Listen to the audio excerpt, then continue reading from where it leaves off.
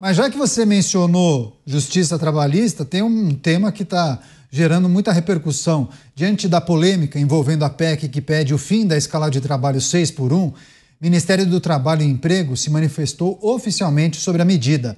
A pasta, liderada por Luiz Marinho, manteve uma postura neutra e defendeu a ideia de que a questão seja resolvida por meio de negociações diretas entre empresas e empregados.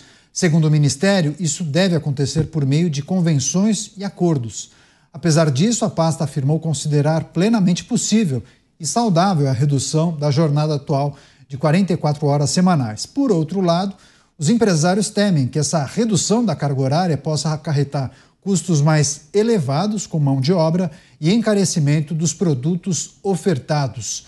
Você, Cristiano Beraldo, governo lavando as mãos, se isentando sobre a PEC que proíbe a escala 6x1, deixando isso para as negociações coletivas. Mas, salvo engano, negociação coletiva é feita por meio de sindicato, né?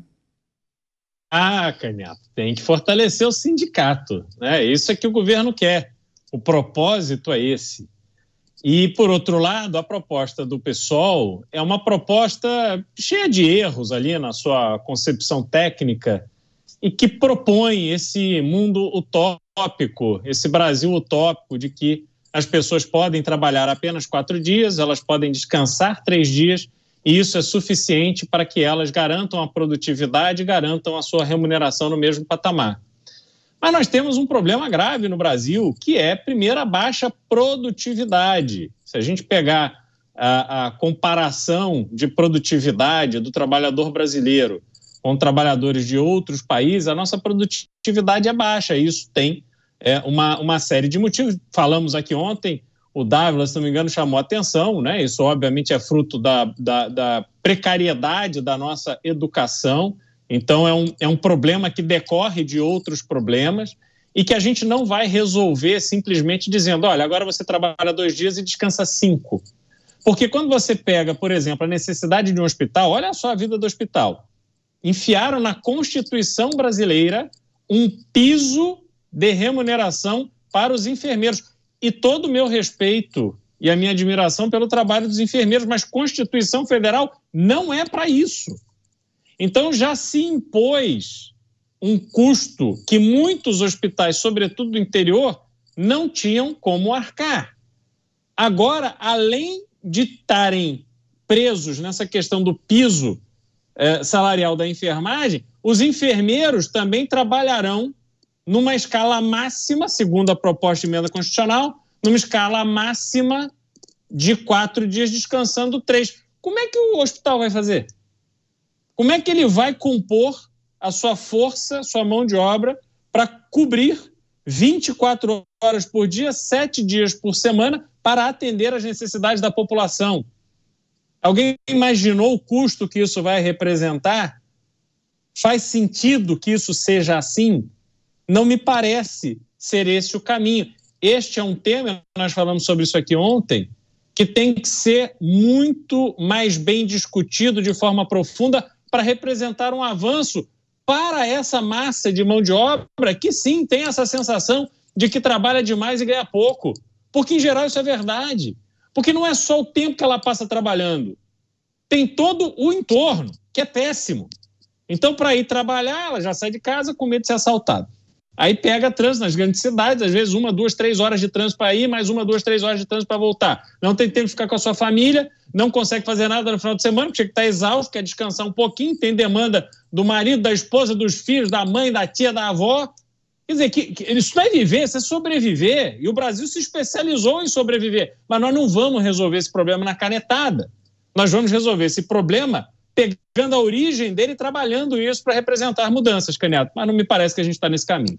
Daqui a pouco eu vou trazer algumas manifestações de entidades e, Mota, muito se fala também sobre a possibilidade de aumentar demissões. E aí sim, precarização do trabalho. Imagine um dono de um comércio que tenha 3 funcionários, 3, cada um ganhando 2 mil.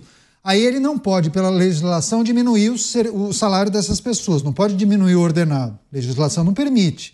E aí ele mandaria embora essas 3 pessoas que ganham R$2.000 e aí contrataria 4 a 1.500. Olha que loucura, ele precisaria demitir e contratar outros ganhando menos. Então, assim, uma série de consequências os vários segmentos poderão ter caso adotem essa escala flexível. Mota, suas considerações. Caniato, o trabalhador brasileiro gasta um tempo enorme no transporte para o trabalho, por causa do nosso sistema de transporte que é terrível. Tem gente que eu conheço que gasta quase 4 horas todo dia. 2 horas para ir, 2 horas para voltar. É quase metade do tempo que a pessoa trabalha, ela gasta no transporte. Por que o pessoal não faz uma lei dizendo que nenhum trabalhador pode gastar mais do que meia hora para chegar no transporte? Não, para chegar no trabalho. Não seria uma boa ideia? Faz uma lei. Diz, olha, trabalhador só pode gastar 30 minutos por dia para ir e voltar do trabalho. Por que o pessoal, não, ou alguém, ou algum partido não propõe uma lei como essa? Porque não tem lógica. Porque você propor uma lei não vai mudar a realidade. Eu vou dar uma outra sugestão. Se querem melhorar mesmo a vida do trabalhador, por que não propor uma lei elevando o salário mínimo para 10 mil reais? Não seria uma boa ideia? Salário mínimo a 10 mil reais. Digo mais, aproveita e bota na mesma lei, num segundo artigo, 90 dias de férias por ano. Por que não? Ora, não seria muito melhor para o trabalhador? Por que o pessoal não faz isso? Por que nenhum parlamentar faz isso? Porque é claro, é óbvio que são ideias idiotas, que não têm sentido nenhum. Essa história do 6 por 1 é uma ideia idiota, só que ela é um pouco enrolada, camuflada, disfarçada. Então você não consegue perceber. Muita gente não consegue perceber que ela não faz sentido nenhum. A única forma de você melhorar a vida do trabalhador brasileiro é melhorar a produtividade. É fazer com que ele chegue mais perto do trabalhador coreano, que produz 3 vezes mais do que o brasileiro, ou o chinês, né, que produz não sei quantas vezes mais do que o brasileiro, ou o americano.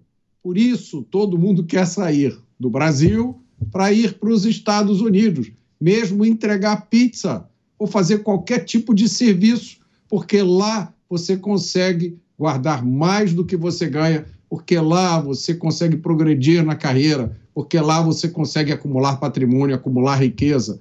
Lá as pessoas têm essa oportunidade de crescer na vida, e não é porque os parlamentares americanos passam leis como essa. Pelo contrário, lá a legislação trabalhista é praticamente inexistente. Pois é, inclusive o Beraldo lembrou aqui dessa lista de regras e leis esdrúxulas, né, Beraldo? Tem uma lei que estabelece o tempo máximo que a pessoa pode aguardar para ser atendido na agência bancária. Qual é o tempo estipulado? Pois é, lembra disso, Mota? Eu acho que são 10 minutos. É o tempo máximo, segundo a lei, que a pessoa pode esperar na fila do banco. E o que acontece se passar de 10 minutos? Nada. Você, Luiz Felipe Dávila, governo se isentando sobre essa PEC que proíbe escala 6 por 1, enfim, dizendo que a negociação poderá ser feita entre trabalhadores e empregadores. Luiz Felipe Dávila, o que vem por aí, hein, Dávila? Olha, Caniato, primeiro, suspeite de uma lei que só é assinada por parlamentar da esquerda. Coisa boa não é. Então, essa é uma lei que você pega lá quem assinou, só tem gente da esquerda. Segunda coisa, por que o governo se isentou? Porque é óbvio que mandaram essa lei, esse projeto de lei para algum técnico lá do ministério, que sabe fazer 2 operações de mais e menos, e deve ter chegado e falado, ô ministro, é bom a gente ficar fora disso aí, porque sabe o que pode acontecer se aprovar essa lei? Pode cair 33% a demissão, que é isso que vai acontecer. Você tem que manter o mesmo salário, manter as pessoas empregadas, vai cair 33%. E aí o que vai acontecer, Caniato? Essa turma vai para a economia informal. E na economia informal é onde não há nenhum direito ao trabalhador. É a lei da selva, a lei da economia informal. Você recebe aquilo, não tem direito a nada. Então, aumenta a informalidade. Olha a lei. Aumenta a informalidade. Tem uma queda de 33% do emprego. E pior, agora vem o pior. Vai aumentar o quê? O custo dos produtos. Já que ficou mais caro para a empresa vai repassar esse aumento da sua folha para os produtos finais. Então você vai pagar mais caro, vai ficar desempregado e vai ter que ir para a economia informal para tentar fazer um bico e sobreviver. Não é uma beleza essa lei? É uma lei extraordinária. Então, assim, é um absurdo tão grande, como bem disse o Mota, é uma lei idiota, mas ela é idiota do começo ao fim. Então, assim, agora estão querendo se ver livre dessa lei, porque agora votar contra essa lei parece que você está indo contra o trabalhador. Não. Você está ajudando o trabalhador a não perder o emprego, a não ir para a informalidade e a não pagar mais caro pelos produtos à frente.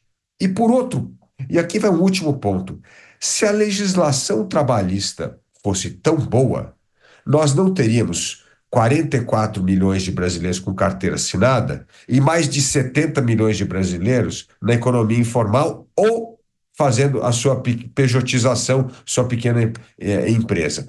Por quê? Porque a lei é horrível. Então, vamos tratar os problemas com a seriedade que eles merecem. Vamos acabar com essa lei trabalhista, que ela é um desastre para o trabalhador. Como você sabe, pegar aqui um número. Se uma pessoa ganha aí R$7.000, custa R$7.000 para a empresa, o salário dela é 5 e ela recebe 3.800. E depois desse 3.800 é descontado toda aquela lista que a gente já sabe de coisas. É uma coisa inacreditável, como o Mota falou. Você trabalha, reparte o seu ganho com o governo e não consegue poupar.